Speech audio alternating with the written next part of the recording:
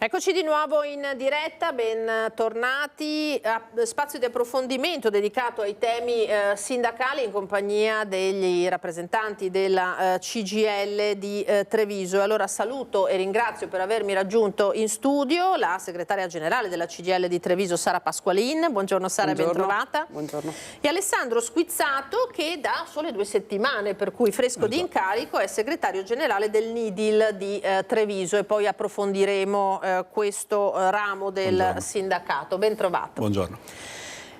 Cominciamo con fare il punto un po' della situazione e anche delle mobilitazioni, Sara, perché non è finita, anzi è appena cominciata, possiamo dire pure così, perché la CGIL sarà in piazza venerdì 12 dicembre, che poi non è una data casuale nella storia del nostro paese, insomma il 12 dicembre ricorre anche sfortunatamente spesso e volentieri. Voi siete in sciopero generale per l'intera giornata di lavoro, eccolo qua il volantino, contro una legge di bilancio che giudicate ingiusta per tutta una serie di motivi che poi il volantino tra l'altro elenca. Abbiamo salari e pensioni insufficienti dal vostro punto di vista, innalzamento dell'età pensionabile che intuibilmente penalizza ancora una volta questa categoria, dire no al riarmo, abbiamo sentito anche i venti che spirano in queste ultime ore, no? Che preoccupano, investire su sanità, istruzione, altro nodo importante, contrastare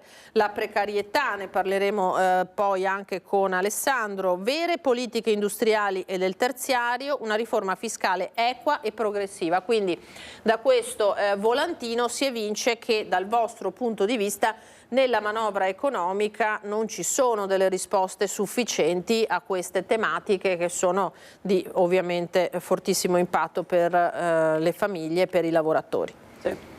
Sì, assolutamente, nel senso che sono argomenti, chi è un po' più attento anche alle iniziative che ha fatto negli ultimi mesi la CGIL, sono gli argomenti che noi stiamo sollevando da vario tempo, nel senso che per noi è una partita complicata quello che sta succedendo nel mondo del lavoro, poi parleremo magari nello specifico anche nel territorio, nella provincia di Treviso, però quelle che sono le scelte politiche di questo governo ma anche quelli precedenti che soprattutto si stanno indirizzando in una modalità a nostro avviso che non danno risposta a quelle che sono le esigenze delle persone, dei lavoratori e delle lavoratrici. Quindi il 12 dicembre ci sarà questo sciopero generale. So che è nelle frasi che vengono dette anche noi nelle sedi, quindi non nascondo e voglio proprio partire da questa modalità. Ci dicono ma siete sempre a scioperare. In realtà noi di proposte ne facciamo, le abbiamo fatte a questo governo. Il problema è che non vengono ascoltate e che continuiamo a togliere risorse dai territori, quindi dai servizi anche che le persone utilizzano e dal mondo del lavoro per destinarla, lo dicevi te prima, viene destinata al riarmo, a politiche che non vanno sicuramente a risolvere quelle che sono le questioni che noi solleviamo. Il 12 è un sciopero generale, tutta la giornata, la CGIL sarà in piazza nel centro di Treviso, lo dico adesso, poi semmai lo riprendiamo anche verso la fine. Ci sarà un corteo per il centro di Treviso e faremo poi un'iniziativa, un comizio in piazza Vittoria, quindi sono tutti invitati, i lavoratori sono invitati a partecipare e a scioperare, ma principalmente per 2 motivi, perché se noi continuiamo a lamentarci, a dire le cose che non funzionano, ma non facciamo iniziative che tra virgolette diano anche un segnale che le cose devono cambiare, perché sennò noi ci troveremo sempre a dover rincorrere una politica che non ci ascolta, perché poi anche nelle nostre sedi arrivano lavoratori e lavoratrici che si lamentano che il salario è basso, che non hanno trovato risposte nella sanità, che hanno difficoltà nel sociale perché magari hanno genitori che sono in difficoltà, che il carrello della spesa è aumentata, che le spese aumentano, che oggi mandare anche a scuola i figli è diventato un costo che non tutti riescono a sostenere. Tutte queste cose che vengono dette devono poi essere sostenute, devono essere sostenute in una manifestazione, in una piazza, perché se noi non ci facciamo vedere rischiamo che queste cose passano perché perché viene fatto così, perché va bene così. Noi crediamo come CGIL che sia arrivato il momento di dire che non va bene così, che dobbiamo essere ascoltati, che quelle che sono le esigenze del Paese devono essere portate avanti e che quelle che sono invece le scelte che questo governo e questa politica sta continuando a fare non sono nella direzione corretta, non stanno dando le risposte alle persone, perché diciamocelo pure in modo diretto, non è che andando a casa alla sera o guardando la busta paga a fine mese sono tutti contenti, la maggior parte degli italiani sono scontenti perché non vedono aumentare il proprio stipendio, non vedono un obiettivo di pensione, vedono allontanarsi sempre di più anche l'obiettivo della pensione e non hanno servizi nei territori, perché poi i tagli sono a livello nazionale sulla sanità, sul lavoro, non ci sono investimenti nel mondo dell'industria, ma poi sono anche nel sociale, nei comuni, nelle amministrazioni, cioè diciamocelo veramente fuori dai denti, non sta andando bene perché non si mette al centro dei ragionamenti la persona, si vuole solamente trovare risposte per dare dei bonus, dei contentini nella modalità di dire ma io ti ho risposto alla tua esigenza, quando in realtà quella cosa, quel bonus, quel contentino economico che viene dato non serve a risolvere strutturalmente il problema. Quindi il 12 saremo in piazza per questi motivi. Ecco, non solo a Treviso, immaginiamo la mobilitazione, che dimensioni ha, com'è strutturata? La mobilitazione è nazionale, in realtà l'indicazione che è stata data da ogni regione è di fare delle iniziative territoriali, quindi a livello provinciale. Treviso farà ovviamente provincia della Treviso. In più noi abbiamo fatto un accordo con la provincia di Belluno per fare l'iniziativa assieme e per tentare anche di dare un segnale più forte. Certamente, quindi vi aspettate che le persone comprendano appunto queste motivazioni, che i lavoratori siano presenti, anche i pensionati eccetera, questa è l'aspettativa naturalmente. Noi stiamo facendo tutta una serie di assemblee, poi come ho detto prima gli argomenti li stiamo un po' dicendo da mesi, ma proprio perché le persone devono rendersi conto anche il perché la CGIL è arrivata a uno sciopero generale, nel senso che la CGIL ha fatto tutta una serie di passaggi prima di arrivare all'iniziativa dello sciopero generale, però in questi passaggi abbiamo visto che le cose non sono cambiate e anche quest'anno ci troviamo a dicembre del 2025 con un progetto di legge finanziaria che non va a rispondere a quelle che sono le esigenze che secondo noi invece ci sono nel nostro paese. Quindi ci aspettiamo che i lavoratori comprendano, lavoratori che poi noi incrociamo quotidianamente, non è che noi andiamo dai lavoratori perché c'è lo sciopero generale adesso, noi li incrociamo quotidianamente nelle aziende e tanti di loro, se sono collegati anche da casa o staranno lavorando adesso, però ci dicono quelli che sono i problemi e soprattutto si rendono conto. Abbiamo visto anche delle difficoltà delle aziende di stare in piedi, abbiamo avuto tante crisi aziendali anche nel territorio di Treviso quest'anno. Abbiamo avuto tutta una serie di chiusure, una serie di riorganizzazioni del lavoro, l'ultima, il ricordo solo temporale, quella di Benettona, anche lì ci sono esuberi. Poi la gente che rimane senza lavoro, che non ha prospettiva o che deve ricollocarsi in un altro ambito professionale, cioè, se non diamo un segnale, se non ragioniamo veramente di metterci a tavolino, di provare a ricostruire anche un tessuto industriale del nostro territorio diverso, noi veramente rischieremo di non dare lavoro ai giovani. Poi Alessandro parlerà del precariato, però questa è la verità, i giovani oggi sono precari. Sì, non occorre andare a vedere quello che succede a Taranto con l'Ilva, basta vedere nel bellunese a cosa stiamo assistendo, no? Ceramica Dolomite, Idro, da un giorno all'altro lettere che partono e annunci di chiusure totali di stabilimenti, per cui situazioni veramente drammatiche. Però una curiosità, Sara, lei dice giustamente, noi incontriamo ogni giorno i lavoratori, tastiamo anche un po' quello che è l'umore di questi lavoratori, di questo tessuto sociale, ma noi abbiamo visto anche con le ultime regionali il 50% dei cittadini che va a votare, degli aventi diritto, c'è una sorta, così, bisogna ridestare anche la mobilitazione nei lavoratori, non solo nell'elettorato, secondo lei? Sì, beh, assolutamente, è un po' anche questa cosa, una flessione che si sta avendo da anni.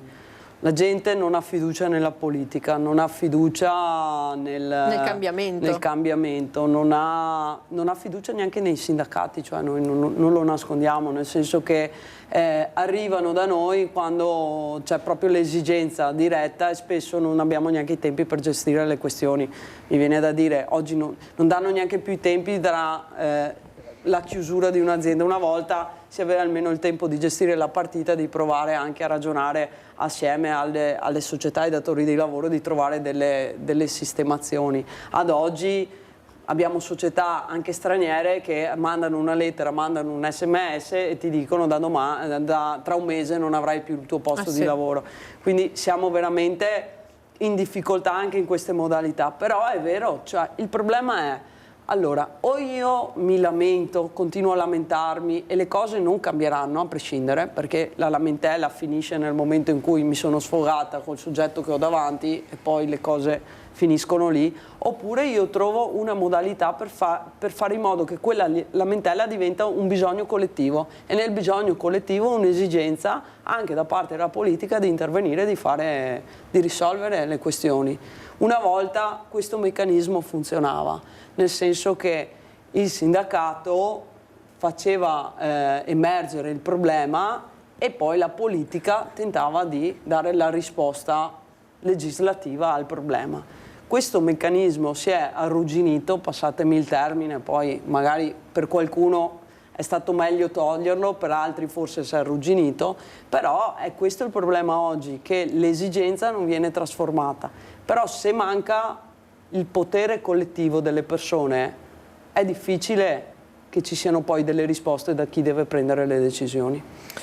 Ecco, e quindi da qui l'appello che poi ripeteremo di partecipare a questa mobilitazione. Gli esempi che ha fatto Sara, Alessandro, ci fanno venire in mente che anche il lavoro stabile diventa precario se ti arriva una lettera da un momento all'altro, no? e ti possono licenziare, lasciare a casa.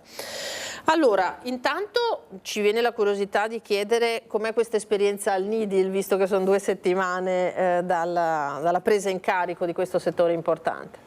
Beh, allora, io mi occupo di lavoratori precari da parecchio, in realtà con incarichi diversi, con funzioni diverse, è un po' il mio mondo fin dall'inizio, ma perché vengo da lì, nel senso che, come succede normalmente in sindacato, io ho avuto le mie prime esperienze di lavoro nelle agenzie per il lavoro, sono stato un libero professionista in partita IVA, per cui un po' quel mondo precario l'ho vissuto e anche per questo ho sentito la necessità di rappresentarlo.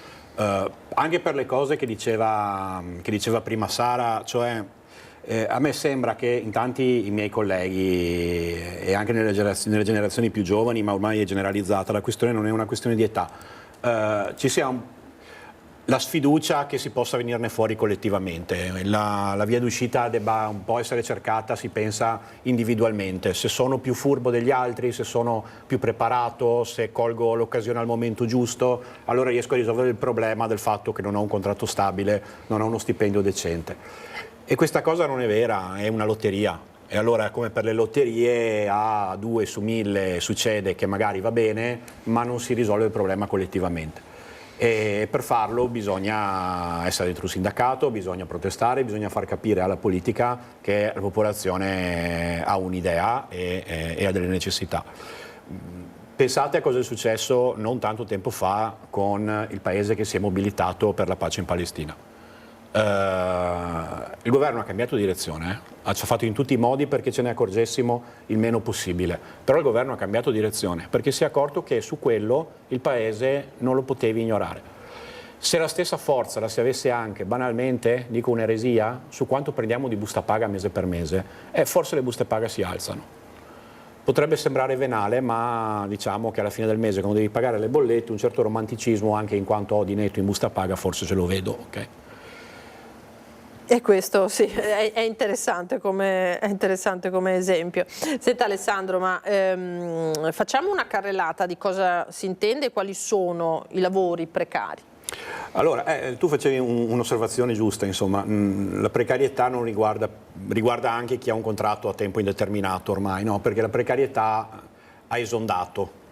Chi ha l'età per ricordarselo, inizio anni 90, no, col pacchetto Treu, si erano inventate le agenzie interinali, si erano importate le agenzie interinali.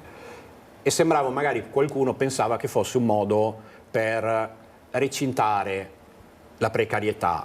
La limitiamo lì, magari riguarderà i giovani fino a che avranno una certa età e poi li stabilizziamo, magari riguarderanno solo gli immigrati che sono un po' più deboli nel mondo del lavoro e rimarranno con le agenzie e salviamo gli altri. Ecco, a questa cosa la CGIL in tempi non sospetti non ci aveva creduto, in effetti non poteva rimanere questo, da quel recinto la precarietà è venuta fuori, per cui non riguarda più solo chi attualmente lavora con un'agenzia per il lavoro, riguarda chi ha un contratto a tempo determinato e con i 1000 scamotage che ci sono gli viene prorogato in eterno, riguarda gli stagisti, sono un sacco di ragazzi che lavorano a tutti gli effetti come lavoratori dipendenti ma non hanno un rapporto di lavoro perché uno stage non è un contratto di lavoro. Riguarda anche quelli che magari si contrattano un netto mensile e si fanno assumere con la partita IVA, no? Perché c'è la flat tax al 15% che è invitante perché paghi meno tasse, però poi se ti contratti la paga al netto col tuo datore di lavoro e non sei realmente autonomo, cosa ci hai guadagnato? Non ci hai guadagnato niente, ci ha guadagnato lui che ti paga meno di tasse. Per cui ormai la precarietà ha 1000 forme, ha più senso parlare di precarietà più che dividendola per i tipi di contratti per le condizioni di lavoro. E allora quando il tuo lavoro non ti consente di, diciamo neanche un mutuo, di programmare il finanziamento per una macchina, di programmarti le ferie annuali, di mettere in cantiere un figlio, allora quella vuol dire che la precarietà sta andando oltretutto in controtendenza con quello che ci dicono di fare, no? Uscite di casa velocemente, fatevi una famiglia, procreate, ok? Bisogna avere la stabilità lavorativa per fare queste cose, quindi la precarietà è sostanzialmente questa. A noi interessano in particolare, interessano tutti, in particolare è il momento di parlare secondo noi di somministrazione perché sta prendendo molto piede. Io faccio notare dei dati che sono pubblici, insomma sono nello studio del 2024 dell'INPS che su 38.000 circa contratti a tempo determinato attivati nella provincia di Treviso nel 2024, quasi 21.000 sono in somministrazione, okay? Quindi più della metà. Spieghiamo di cosa significa questo. Su 38.000 contratti assunti a tempo determinato, quindi con una scadenza del contratto, più della metà non sono fatti direttamente dal datore di lavoro, ma sono fatti utilizzando un'agenzia, per cui le varie agenzie che vedete in giro per il territorio che raccolgono i vostri curriculum e che li propongono alle aziende vi assumono al posto dell'azienda e vi mandano a lavorare presso il luogo di lavoro, che a quel punto si chiamerà utilizzatore.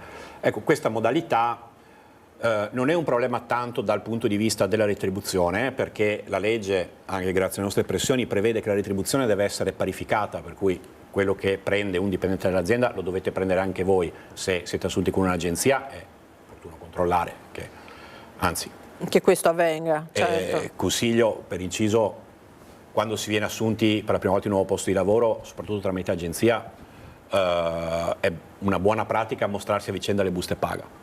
Nei posti di lavoro dove questo succede c'è una naturale spinta perché le buste poi complessivamente si alzino un pochettino, perché le piccole ingiustizie, le piccole differenze poi vengono, no, a galla prova, insomma, e, no? e si possono correggere. Per cui ecco, mostratevi le buste e i somministrati a parità di livello devono prendere la stessa paga dei lavoratori assunti direttamente con l'azienda. Ma il problema vero sono le garanzie. Se mi iscrivo al sindacato, se sciopero, se rompo le scatole per avere il livello che ritengo mi spetti, sarò rinnovato? Avrò il rinnovo da parte dell'agenzia del mio contratto? Il dubbio sta lì. Ed è evidente che è un problema che da un punto di vista sindacale va messo a posto.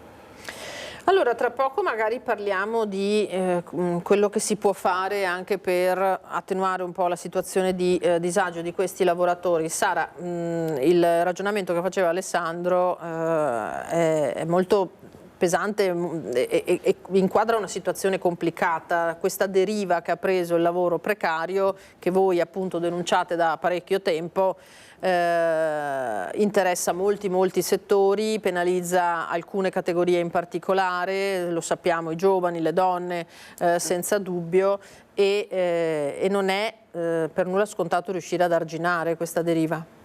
No, in realtà il meccanismo sta andando sempre più in quella direzione, nel senso che se io guardo anche i dati delle aziende, se guarderemo i dati dopo lo sciopero delle aziende che sciopereranno, come diceva anche Alessandro prima, c'è una parte di lavoratori che si sente tutelata ancora di esercitare il proprio diritto, una parte di lavoratori che non si sente tutelata, nel senso che sa benissimo che scioperando o esercitando appunto il diritto di reclamo, tra virgolette, poi ha una spada di Damocle sulla testa che potrebbe per lui o per loro, insomma, essere poi un non rinnovo di contratto. Quindi l'operazione che fa Nidil, ma che tenta di fare un po' tutta la CGIL, è cercare di eguagliare i lavoratori, tra virgolette, di un luogo di lavoro con un contratto indeterminato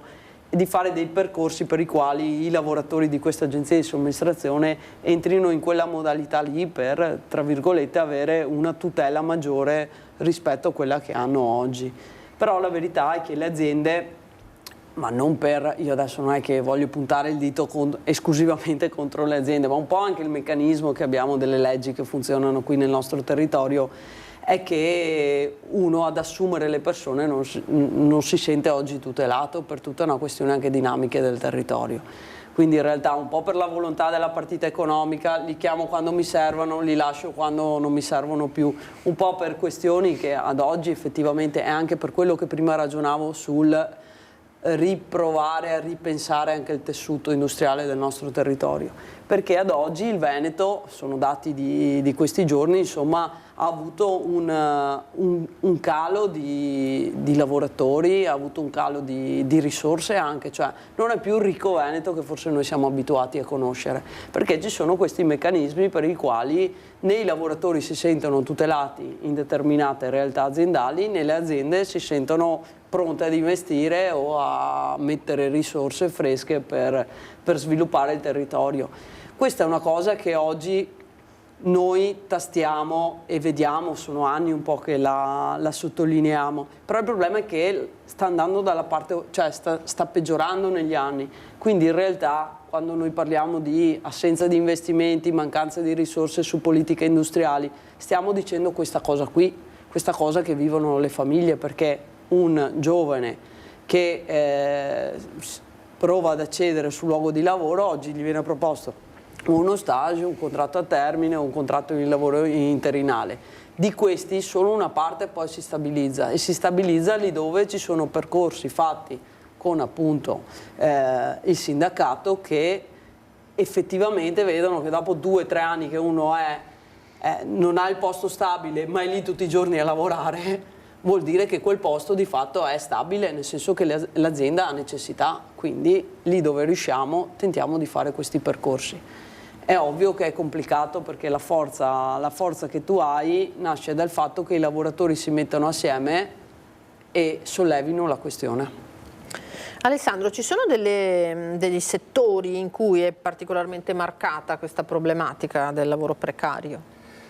Ma direi ormai di no, nel senso che la somministrazione riguarda tutti i settori produttivi, non ci sono settori che sono più o meno coinvolti, non c'è nemmeno più una generazione che sia più o meno coinvolta.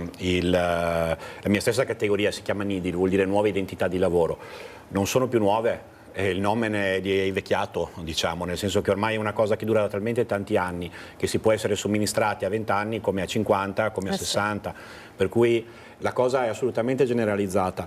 La vera differenza, più che per settore, è quando c'è una ditta seria che ha voglia di fare imprenditoria in maniera costruttiva, che prende sul serio la responsabilità sociale dell'azienda, che è scritta anche sulla Costituzione, ma anche sui stessi interessi, cioè quando vuole investire sulla professionalità dei suoi dipendenti.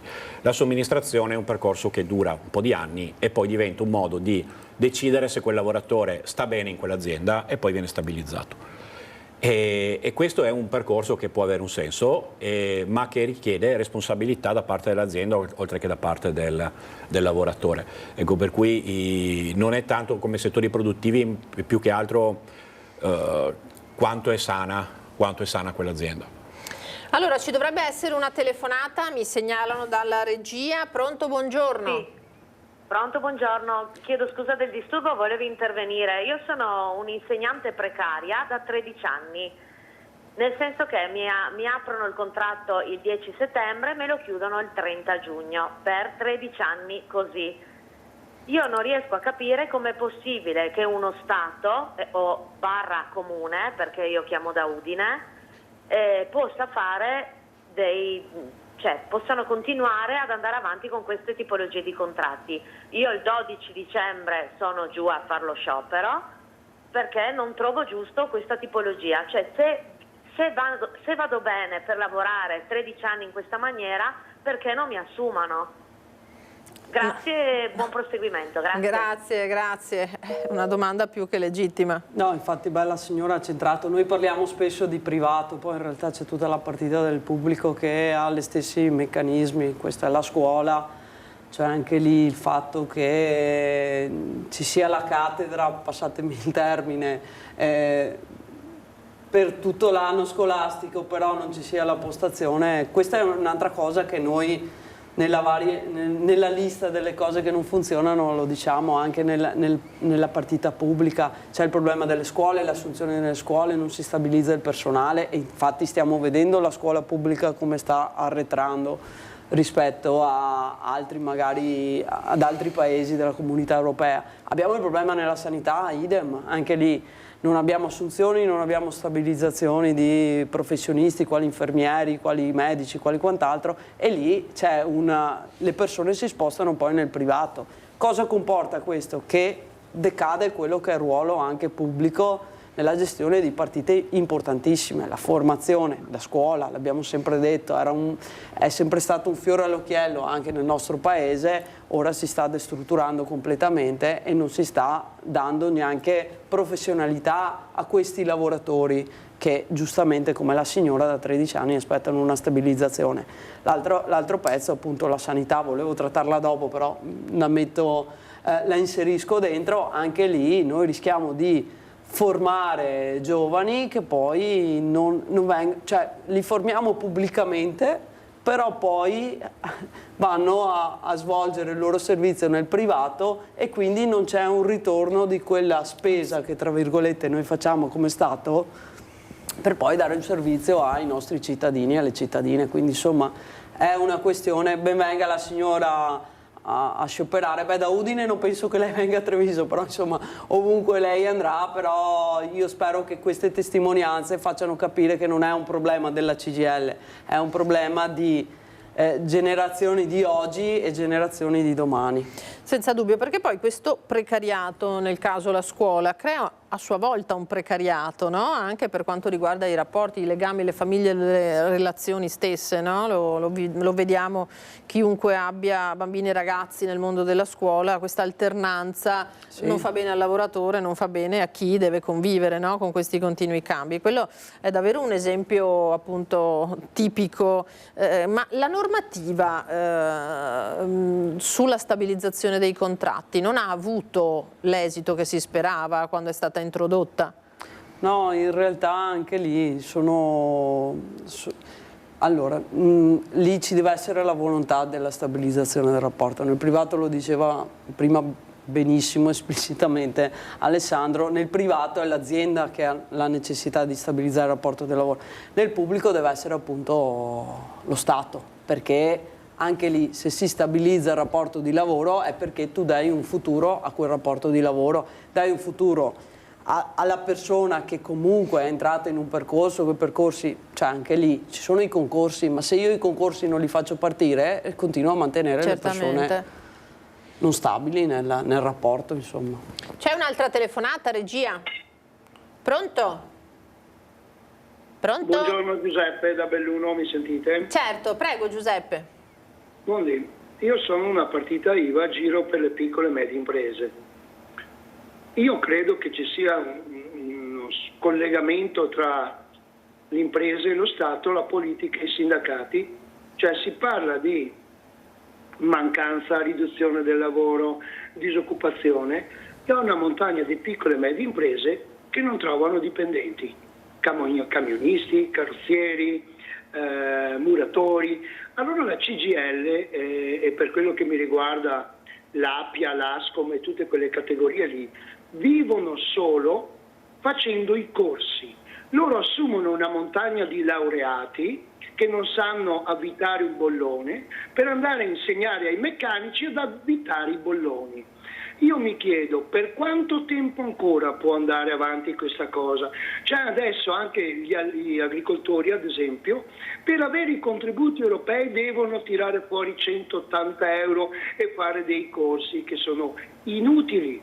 Allora la mia domanda è: per quanto tempo ancora poche persone che lavorano e producono ricchezza riusciranno a mantenere tutto l'ambaradan che ci va dietro di tutta questa gentaglia, la chiamo io, che va, fa le multe, i controlli, i corsi? Per quanto tempo i sindacati riusciranno a mantenersi e a mantenere questa gente? Perché le partite IVA, io le rappresento, ne hanno piene le palle, non riescono già a sopravvivere, pagare le tasse eccetera, e devono sopperire a controlli, multe, corsi. Inoltre poi, se parliamo ad esempio del commercio o della ristorazione, queste associazioni non hanno fatto nulla per impedire quello che sta succedendo, cioè la grande distribuzione, la grande ristorazione, i grandi colossi come McDonald's, Burger King e tutta quella lì. Voglio vedere poi se riusciranno ad obbligarli a fare i corsi e a fare in modo che i dipendenti prendano più di 1.200-1.300 euro al mese o 1.000 euro al mese. E non hanno fatto nulla per impedire.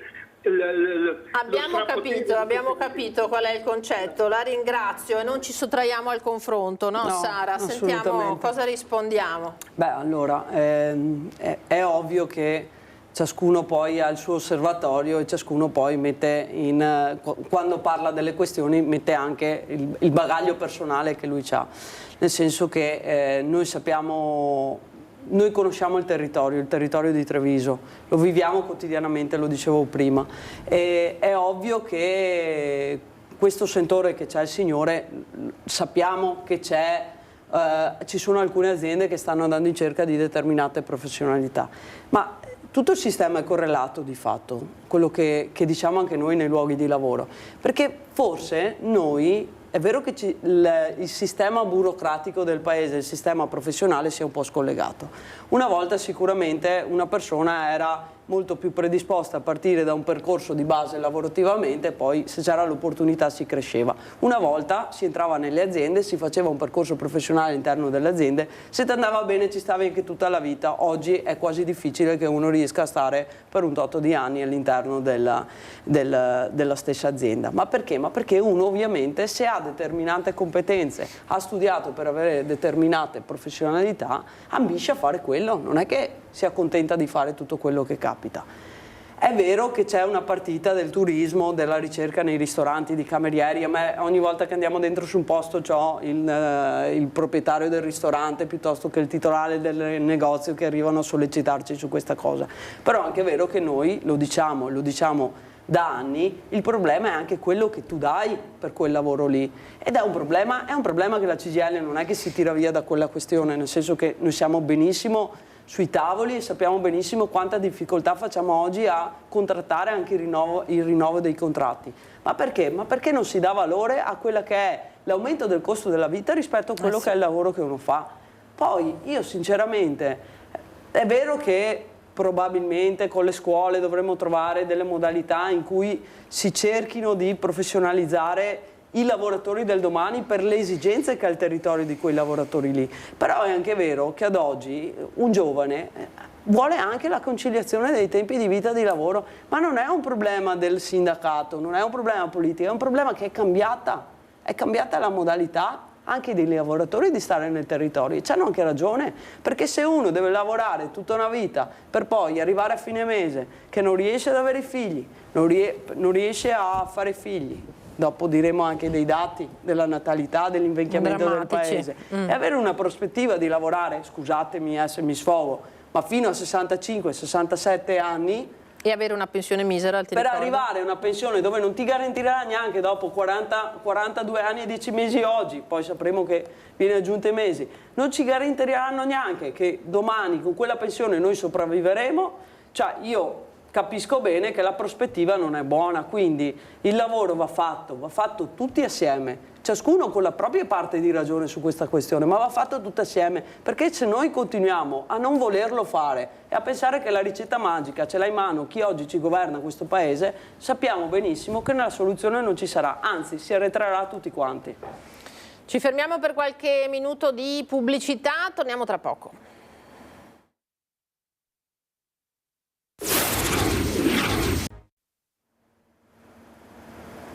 Ritorniamo in diretta da studio con lo spazio di approfondimento dedicato alla CGIL. In apertura di trasmissione abbiamo parlato con i nostri ospiti, ricordo Sara Pasqualin, segretaria generale della CGIL di Treviso, Alessandro Squizzato, segretario invece del NIDIL di Treviso. Abbiamo parlato dello sciopero del 12 dicembre, ci torneremo tra pochissimo per ricordare ai lavoratori e alle lavoratrici questo appuntamento.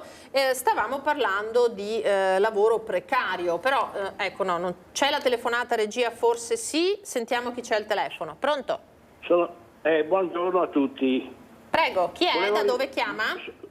Allora, mi chiamo Almerino Brugnolo, telefono da Albignasego e premetto che ho fatto 26 anni di militanza presso la CGIL e avendo anche qualche, diciamo, incarico nella mia categoria che facevo parte dei telefonici. Fatta questa premessa, io mi sono dimesso dalla CGIL dopo, ripeto, 26 anni, dopo alcuni incarichi, anche a livello regionale, perché non ero assolutamente d'accordo con le scelte che aveva fatto Cofferati quella volta e assieme al ministro in carica quella volta là, che era Tiziano Treu.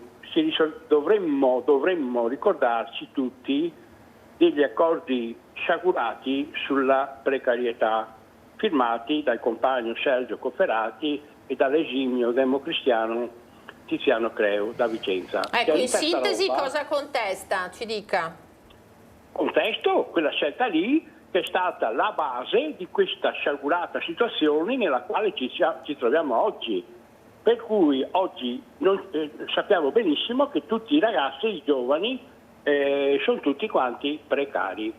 Mentre ai nostri tempi, prima di questa scelta, ripeto, un ragazzo andava e veniva assunto, dopo 3 mesi veniva preso aveva il contratto indeterminato e poteva costruire la sua vita. Cioè tutti noi che eravamo assunti a tempo indeterminato ci siamo sposati, abbiamo comprato la nostra casa, abbiamo fatto famiglia, eccetera, eccetera, eccetera. Oggi i ragazzi non hanno questa situazione, risultato, non si sposano, non fanno famiglie, non facciamo figli e siamo nella crisi più completa. Chiarissimo, abbiamo capito. Non è mai stata analizzata seriamente né dalla CGIL, e che fa casino con i scioperi e con Pro Palle e tutte queste sciocchezze, va bene? Mentre invece la base è questa e ha portato a che cosa? Ha portato anche ad avere i peggiori salari d'Europa. Grazie, abbiamo capito. Allora, Sara, qui un'altra contestazione, ma può essere nato tutto da quello? Ma allora, io all'epoca forse ero anche piccola, comunque in realtà è ovvio che poi il sindacato ha fatto determinate scelte in determinati momenti storici, poi vanno contestualizzate tutte le cose. Io penso che nessuno di noi abbia la sfera di cristallo magico per capire quello che fai oggi, cosa comporta da qui a 20 anni. C'è anche un mondo che cambia intorno. C'è un mondo che cambia intorno. E io penso che in quell'Italia là magari non c'era neanche un ragionamento di Europa, non c'era sicuramente un ragionamento di ritornare sulle dinamiche della guerra che abbiamo oggi, che sono oltre i confini. Sicuramente io non sono avvocato difensore di nessuno di quelli che erano prima in CGIL e che avevano responsabilità decisionali. Io parlo con la mia testa e parlo dall'osservatorio che ho io oggi. io penso che in quel momento sia stata fatta quella scelta per provare magari a fare un'apertura sul mondo del lavoro che doveva dare una risposta in quel contesto particolare che sicuramente ha provocato poi una precarietà, oggi la diciamo, però il problema è che da quella decisione ad oggi non sono state fatte le misure correttive, passatemi il termine. Poi io continuo a ripeterlo ogni volta, non facciamo confusione tra quello che la CGIL dice e quello che le leggi fanno, perché la CGIL non fa le leggi oggi. Adesso il collega che ha chiamato conosce anche i meccanismi della CGIL. È ovvio che all'epoca i sindacati hanno firmato un accordo in un particolare contesto storico. Oggi il contesto storico è che non stiamo prendendo le manovre correttive. Questo non vuol dire che domani mattina dobbiamo togliere tutto quello che esiste, ma dobbiamo fare in modo che una persona che entra anche con un contratto di precariato abbia l'opportunità di andare alla stabilizzazione. Questo che non c'è più oggi, perché si dà per scontato, per meccanismi di interesse delle aziende, del governo e di quant'altro, di andare in quella direzione lì. Però io lo dicevo anche prima, cioè noi stiamo dicendo che questa modalità non può più andare avanti in quella direzione lì, che serve oggi dare delle risposte ai lavoratori, perché è una catena e ogni cosa si correla delle altre, nel senso che un giovane che non ha stabilità, che non ha risorse a fine mese, è difficile che si metta a far famiglia, si metta a far figli, e una volta che fa figli poi crei, tra virgolette, la continuità. Ad oggi abbiamo dei dati che ci dicono che la popolazione sta invecchiando, che i problemi della popolazione che invecchia sono anche più importanti, perché più invecchiamo più abbiamo problemi anche di salute, che non ci sono le generazioni che potranno prendersi cura dei familiari. Perché? Perché non mettiamo i giovani nelle condizioni di avere un'autonomia, di comprarsi una casa, di andare in affitto. L'affitto oggi costa tra i 600 e 800 euro per un 60 metri quadri. Voi capite, se Alessandro guarda la busta paga di un precario, 600-800 euro, questo, cioè, vuol dire che quello che prende lo destina direttamente all'affitto della casa. Quindi provate a capire se uno deve fare figli, se uno deve pensare a altro. Fermo restando che i dati ci dicono anche che queste persone qua oggi, se non si è in due che si lavora, non si può neanche pensarla a un progetto di famiglia. Neanche a uscire di casa, se si ha una famiglia, quindi in di provenienza. realtà la CGIL, io credo che abbia la consapevolezza anche magari di errori che sono stati fatti in determinati momenti storici, ma oggi sta riportando i piedi in quella che è la realtà, e quello che stiamo chiedendo è che ci inizino ad essere le manovre correttive per cercare di riportare sul Paese. Questa è la differenza, questo è quello che la CGIL oggi vuole fare. Dopodiché, che tanti ci credano o tanti non ci credano, il problema è questo, indipendentemente da CGIL o altre associazioni o altri sindacati. Vogliamo far cambiare la rotta a questo Paese? Vogliamo dare un futuro ai nostri figli? Vogliamo dare una serenità ai nostri pensionati? Questa è la chiave di lettura che io metto su questo tavolo. Sì, tra l'altro un'aspettativa di fluidità del lavoro che mutuava anche situazioni di altri paesi non doveva necessariamente sfociare in una precarietà, ecco, no? Ma si potrebbe ragionare a lungo su quelle che potevano essere le aspettative di determinate svolte compiute in passato, nel senso che uno non passi tutta la vita, 40 anni di lavoro nella stessa azienda, è anche pensabile al giorno d'oggi. Non è pensabile che diventi precarietà intesa come l'abbiamo raccontata e sfruttamento, evidentemente. Un accenno, Alessandro, veloce lo vorremmo fare al bonus per proprio chi vive queste situazioni, e vorrei mostrare questa locandina, eccola qua, e spiegarla.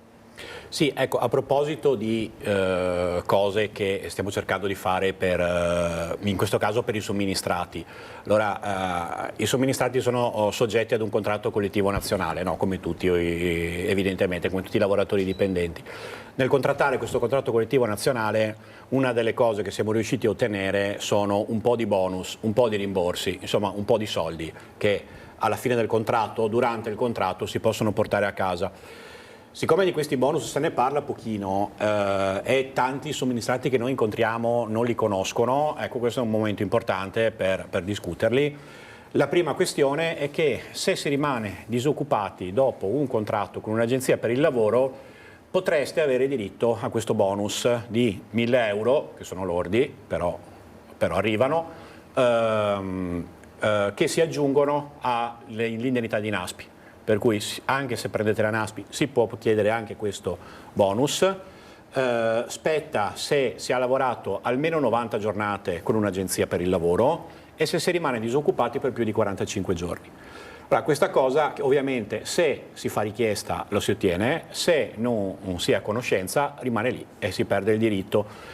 Se qualcuno ha ascoltato e magari si sta già mangiando le mani, diciamo così, perché rischia di averlo perso, i tempi sono abbastanza laschi, per cui ci sono poco meno di 6 mesi per poterlo chiedere. Per cui se non troppo tempo fa avete finito un lavoro con l'agenzia, magari siamo ancora nei termini.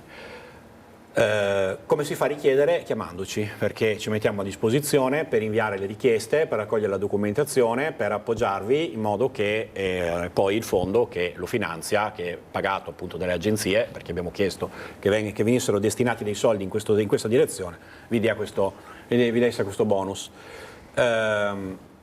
Oltre a questo è possibile anche usufruire di una serie di rimborsi mentre si lavora con l'agenzia, rimborsi sanitari, rimborsi dei lenti degli occhiali, rimborsi del dentista, anche per i familiari a carico.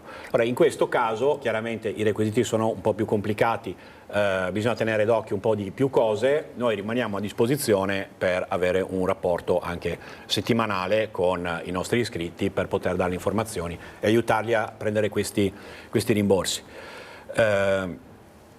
Perché con i somministrati che noi vediamo, i somministrati sono sparpagliati, come è noto, no? Non c'è un'azienda dove ci sono tutti i somministrati e quindi il rapporto diventa quasi individuale ed è più che settimanale l'occasione di parlarci, mandano la busta paga, si chiede un chiarimento su una trattenuta che non è chiara, si chiede di mandare via un rimborso, di aiutare per una richiesta ferie che non viene ascoltata, per cui il dialogo è continuo. Ed è nota la frustrazione che c'è in giro anche delle aziende, dei piccoli imprenditori, come abbiamo sentito nel telefono, eccetera. Però noi abbiamo anche l'altra parte della voce e io parlo con i lavoratori che magari alla fine di un contratto un lavoro lo cercano, però se l'offerta di lavoro è di un contratto a 4 ore, in realtà ne devo lavorare 8, è di un contratto a chiamata, ma in realtà lavoro tutta la settimana, è un lavoro in partita IVA, però in realtà sono un subordinato, qualche conto uno se lo fa. Ora, evidentemente il problema ha due gambe ed è evidente che anche per i piccoli imprenditori ci sono grossi problemi, alcuni anche condivisibili, perché il discorso sulle multinazionali e la grande distribuzione è un discorso che va fatto seriamente, però ci sono anche dei lavoratori che il lavoro lo cercano, però vogliono un lavoro serio. Stessa cosa per quanto riguarda il governo, i sindacati non fanno le leggi, li fa il governo e i sindacati entrano nelle discussioni per tentare di ottenere qualcosa. Se non si firmano gli accordi non si ottiene nulla. E allora in questo modo io penso che la frustrazione sia comprensibile, tante delle cose che sono state dette io le condivido anche, bisogna azzeccare la direzione in cui dirigerle, nel senso che c'è chi prende le scelte e che è felice se si fa la guerra tra poveri. Bisognerebbe invece sapere verso chi mirare questa frustrazione e lo sciopero è anche lo strumento per farlo, diciamo. Allora Sara, vediamo la locandina proprio della manifestazione di Treviso, 12 dicembre, partenza del corteo 8:30, eccola qua. Sì, 8:30 partiremo dalla sede CGIL di Treviso che è in via Enrico Dandolo, per chi non sa, insomma, quindi dietro la stazione dietro dei la stazione si farà il percorso, appunto si salirà per il cavalcavia, si arriverà davanti alla stazione, poi da lì andremo verso il centro, quindi passeremo per il Duomo, Piazza dei Signori, Piazza Borsa, per poi fare il comizio nella piazza finale che è Piazza Vittoria. Ci saranno tutta una serie di interventi di delegati, quindi saranno i lavoratori a parlare, oltre alla sottoscritta e alla segretaria generale di Belluno, ci saranno comunque i lavoratori a parlare, quindi lo spazio è per loro, perché come diceva Alessandro noi ascoltiamo questi lavoratori e loro ci vengono a raccontare anche la loro realtà. Dopodiché l'idea è quella che le tante piazze portino un'immagine di una protesta o una forma di, appunto, di protesta generale collettiva che dia idea a questo governo che alcune manovre correttive appunto da fare sulla legge di bilancio possono dare delle risposte ad oggi a quelle che sono le esigenze del territorio, perché ricordiamoci che la partita della sanità, la partita del sociale, la partita del fisco, la partita delle pensioni non riguarda solo i lavoratori dipendenti, ma riguarda tutti quanti. Grazie a Sara Pasqualin, segretaria generale della CGIL di Treviso, grazie ad Alessandro Squizzato, segretario generale del NIDIL di Treviso per questo spazio di approfondimento. L'avete visto, appuntamento il 12 dicembre un po' in tutte le città. Per Treviso questi sono orari e sviluppo di questo corteo, sciopero con appunto come obiettivo la modifica di questa manovra economica. Abbiamo sentito anche voci naturalmente che vengono dall'esterno e non ci siamo sottratti alle risposte, come è corretto. Grazie naturalmente in regia ai colleghi che hanno curato la parte tecnica, Alessandro Granzera, Alberto Pivetta, Antonio Pola. Adesso Casa Pappagallo con la ricetta del giorno, lo sapete, più tardi il cinema alle 16:20 con una commedia sentimentale. Noi torniamo per i telegiornali di questa sera e vi auguriamo un buon pomeriggio. Arrivederci.